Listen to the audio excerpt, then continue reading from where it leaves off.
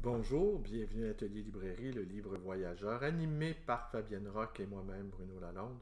Nous sommes à Montréal le 7 octobre 2019. Alors, voilà, je vais vous parler de quelque chose aujourd'hui. Qu'est-ce que ça signifie écrire sur les plateformes? Bon, alors je vais partir de ma propre expérience, tenez, on va y aller. Depuis plusieurs années, je suis assez intarissable sur ma plateforme Facebook. J'écris tous les jours. J'écris, en fait, je suis presque tout le temps en état d'écriture. Des pensées me viennent, je les écris. Des commentaires qu'on me fait, je les transcris. Mais qu'en est-il des réactions que cela provoque? Voilà.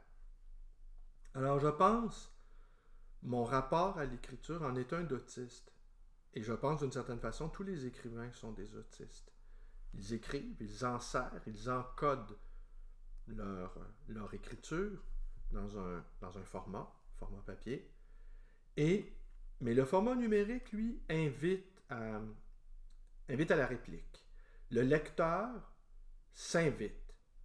Mais est-ce que l'écrivain a envie de voir, est-ce que l'écrivain, pour reprendre la terminologie de Roland Barthes, est-ce que l'écrivain, lui, a envie de voir le lecteur débarquer à tout bout de champ sur son espace d'écriture?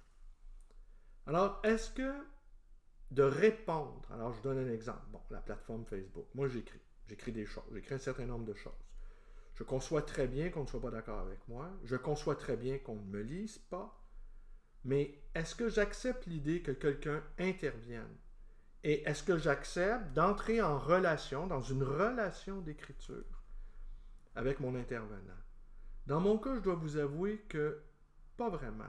Parce que le plaisir d'écrire ne doit pas être gâché par le plaisir d'être lu ou encore par des interventions intempestives de certains lecteurs qui pourraient être ulcérés, qui pourraient...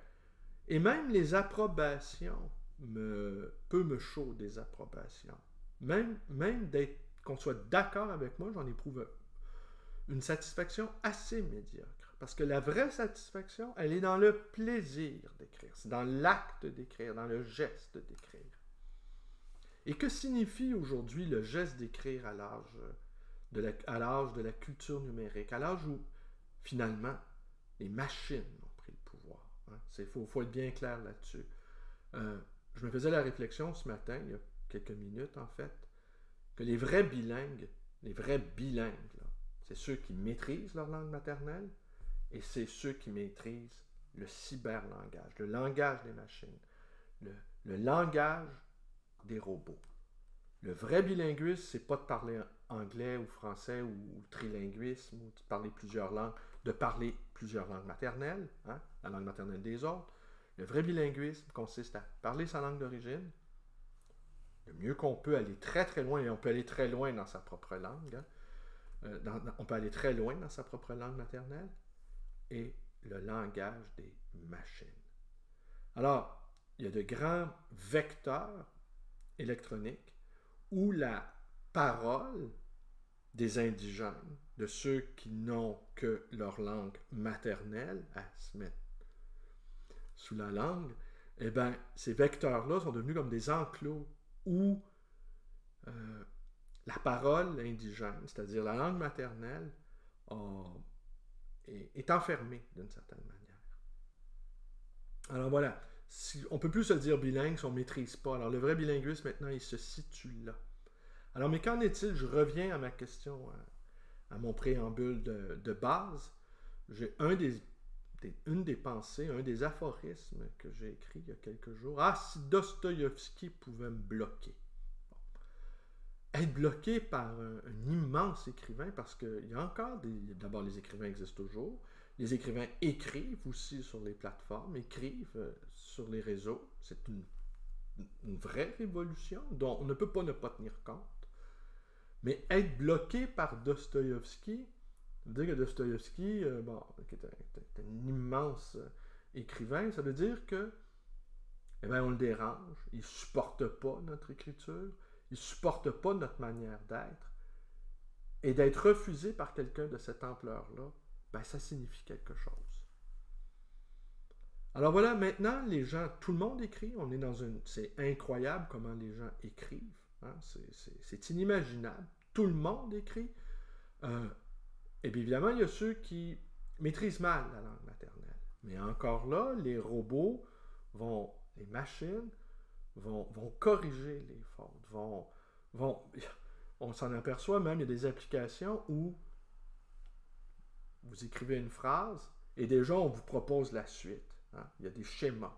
Alors, écrire va devenir écrire de manière pertinente, apporter quelque chose avec sa propre écriture indigène, va devenir difficile, tandis que l'écriture des machines, elle est appelée à un grand avenir. Les machines avec l'intelligence artificielle sont appelées à se développer de manière exponentielle et elles vont avoir ces machines-là vont avoir une capacité langagière qu'on a peine à imaginer aujourd'hui.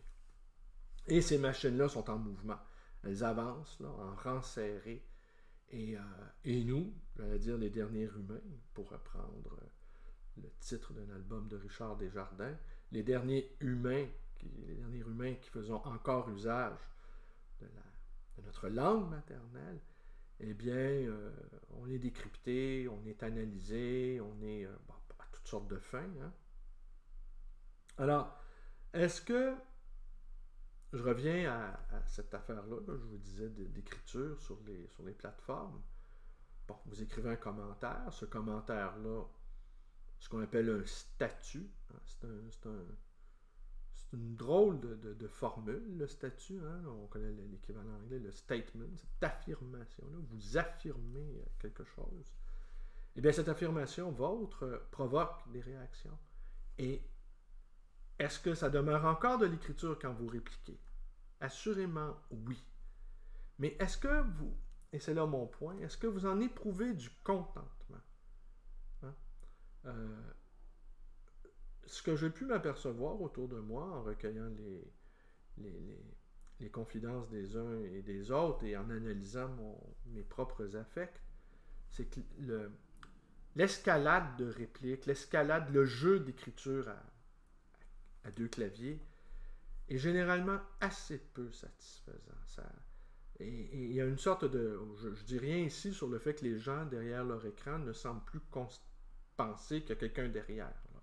Alors ce sont les affects à froid, non pas à chaud, parce que le média numérique est froid. Ce sont les affects à froid qui défilent, qui se bombardent. Alors les gens, ça les déprime. Ça les déprime au bout d'échanges épistolaires. Ils finissent par ne plus se sentir bien là-dedans. Ils finissent par éprouver du mécontentement de leur vis-à-vis, mécontentement d'eux, et il y a une sorte de nausée qui s'empare. Alors moi, j'invite ceux qui ont du plaisir à écrire, étonnamment, à ne pas tenir compte des réactions. Parce que si votre plaisir premier, c'est d'écrire, ben ne perdez pas de vue que c'est là votre premier plaisir. Qu'écrire est un plaisir aussi simple que manger un repas, aller prendre sa douche, aller lire un livre, hein? Oui, aller se balader. Écrire doit être un acte simple, un acte animal, puisque de toute façon, c'est un acte qui appartient aux derniers humains qui utilisent encore leur langue maternelle, qui n'est plus, de manière regrettable, qui n'est plus la langue qui dirige le monde. Hein? Ce ne sont plus les langues qui dirigent le monde. Ce sont la langue des machines, la langue des robots. C'est eux qui font marcher la société. C'est les machines qui font. Et de plus en plus d'ailleurs, on va le voir. Alors nous qui sommes les derniers humains, ben je me répète en boucle, là, mais l'idée c'est que puisqu'on ne peut pas s'empêcher d'avoir ce plaisir animal d'écrire, eh bien, que votre animalité, c'est-à-dire votre agressivité, ne vous empêche pas de jouir du plaisir que vous avez à écrire. Alors, si vous entrez en relation, donc nécessairement presque en conflit, avec votre vis-à-vis lecteur qui vous lit, ce qui est ce qui était inimaginable, hein? Les écrivains du passé pas si lointain, écrivaient, mettaient dans un objet livre leur écriture, et le livre partait, on connaît jamais la vie des livres, hein, comme on connaît jamais la vie des gens non plus, mais on connaît jamais la vie des livres, quel sera leur destin, et là les livres ils partent. Et parfois ils rencontrent un lecteur, mais c'est une rencontre, le lecteur en fait ce qu'il veut, il peut refermer le livre, il peut... Tandis que l'écriture sur les réseaux, elle, c'est pas ça, là. Le lecteur apparaît. Le lecteur, tout à coup, intervient dans le processus d'écriture, ce qui est inimaginable, au fond, ce qui était inimaginable pour les écrivains d'il y a 10 ans à peine. L'écrivain d'aujourd'hui a affaire avec son lecteur, se coltine avec son lecteur. S'il choisit la forme d'écriture numérique, rien ne l'oblige à le faire. Mais s'il le fait, alors il faut qu'il réfléchisse à lui-même comment il va vivre son rapport avec sa propre écriture, qui va engendrer des réactions du lecteur, et comment va-t-il réagir? Va-t-il accepter aussi que le lecteur intervienne dans son processus de création?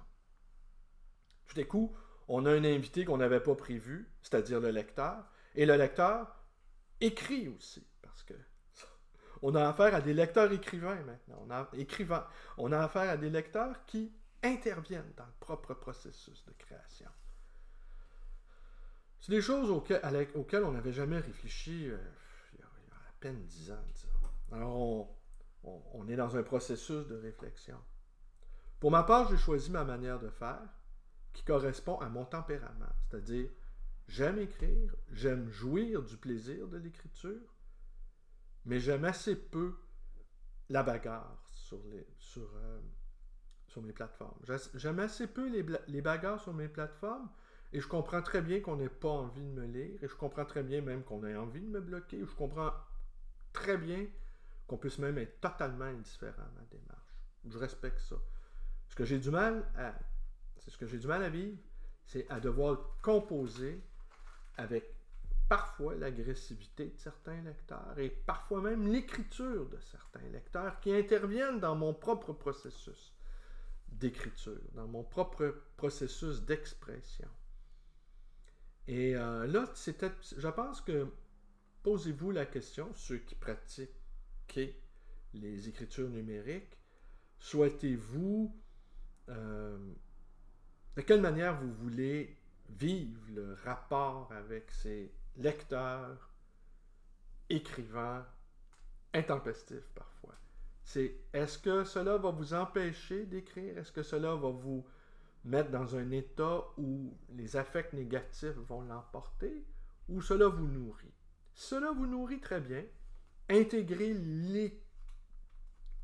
la lecture-écriture de ceux qui vous lisent dans votre propre schéma. Mais si cela ne vous convient pas, ne vous privez pas du plaisir de l'écriture numérique.